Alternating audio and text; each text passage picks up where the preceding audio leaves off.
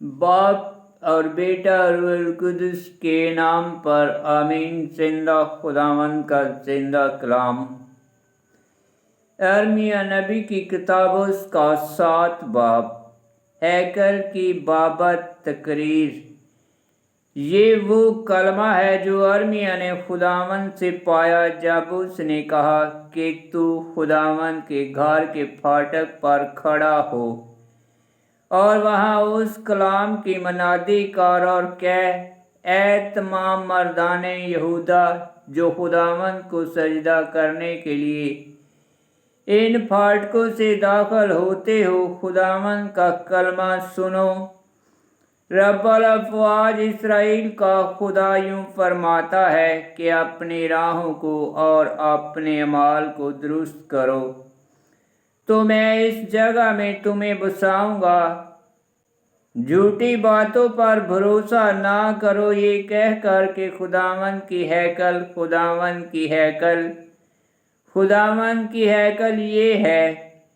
क्योंकि अगर तुम अपनी राहों और अपने अमाल की सरासर असलाह करो और आपस में पूरा इंसाफ करो और परदेसी और यतीम और बेवा पर जुल्म ना करो और इस जगह में बेगुनाह खून ना बहाओ और अपने नुकसान के लिए दूसरे मबूदों की तकलीद ना करो,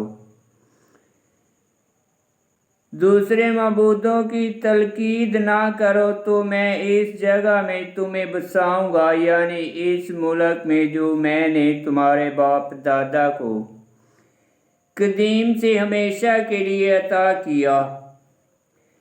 देख, तुम झूठी बातों पर भरोसा करते हो जिनका कुछ फ़ायदा नहीं। क्या तुम चोरी करोगे और कत्ल करोगे और ज़ना करोगे और झूठी कसम खाओगे और बाल के लिए खुशबू जलाओगे और दूसरे मबूदों की जिन्हें तुमने नहीं जाना तलकीद करोगे। फिर आओगे और मेरे हजूर इस घर में जो मेरे नाम से कहलाता है खड़े होंगे और कहोगे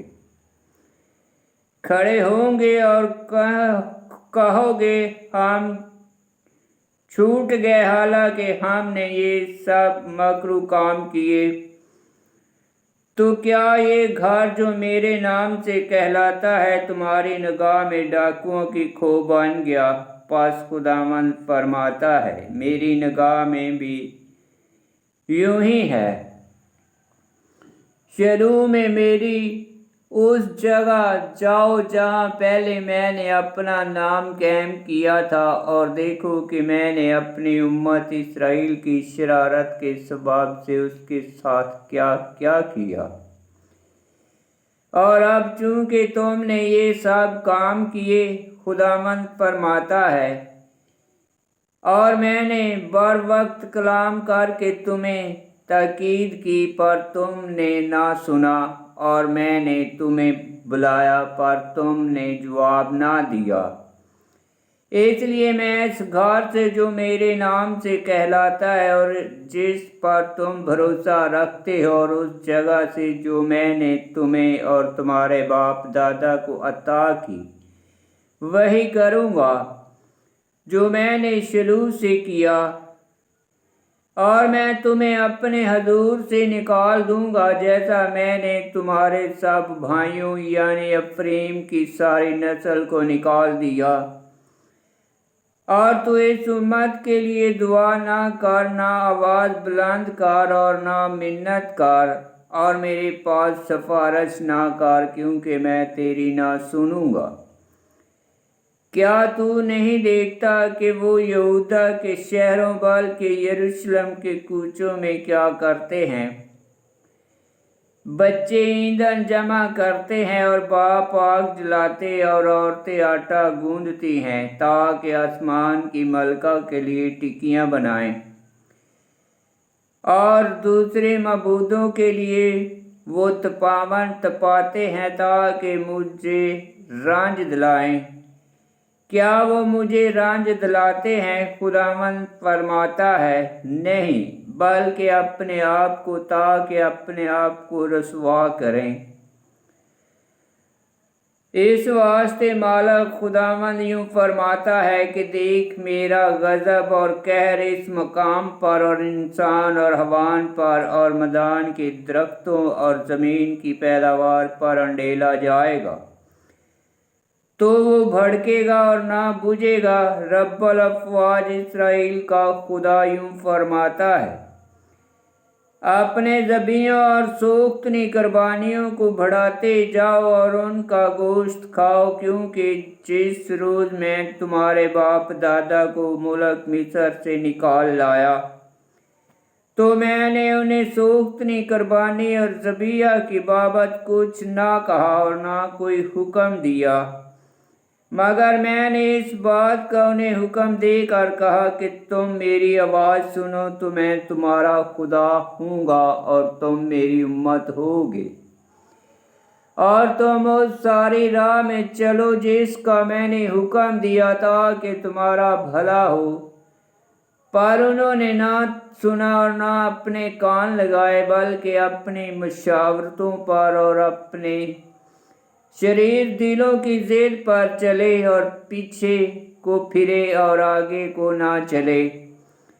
جس دن سے تمہارے باپ دادا ملک مصر سے نکلے آج کے دن تک میں تمہارے پاس اپنے بندوں یعنی انبیاء کو بھیجتا رہا، یعنی ہمیشہ بر وقت بھیجتا رہا، مگر انہوں نے میری نہ سنی اور نہ اپنے کان جھکائے، بلکہ اپنی گردنیں سخت کی اور اپنے باپ دادا سے زیادہ شرارت کی۔ اور تو ان سے یہ تمام باتیں کہے گا پر وہ تیری نہ سنیں گے، اور تو انہیں بلائے گا مگر وہ تجھے جواب نہ دیں گے۔ پس تو ان سے یہ کہہ کہ یہ وہ قوم ہے جو خداوند اپنے خدا کی آواز نہیں سنتی اور تدبیر قبول نہیں کرتی۔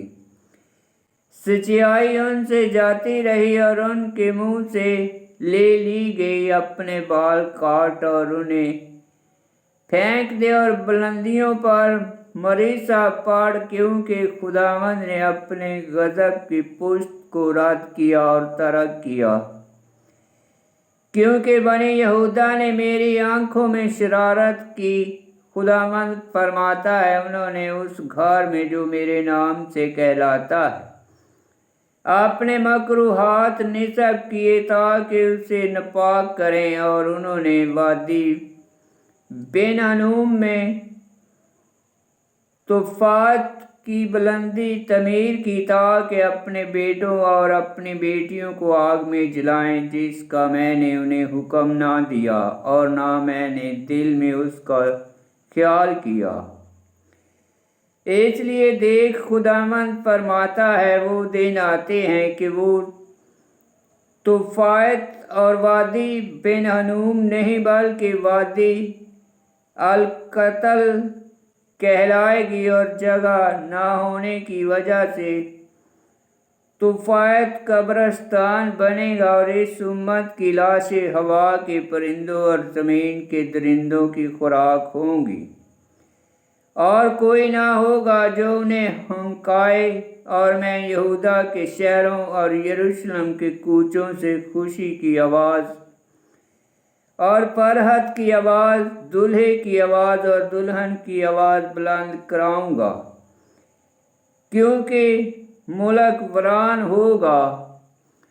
آمین۔ خداوند کا پاک کلام کا پڑھا اور سنا جانا باعث برکت ہو۔ خداوند تیرا شکر ہو۔